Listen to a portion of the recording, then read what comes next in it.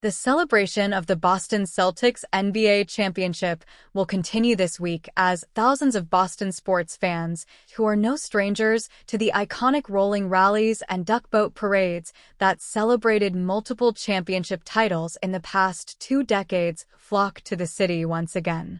Boston Mayor Michelle Wu announced Tuesday that the Rolling Rally Parade will be on Friday, June 21st starting at 11 a.m.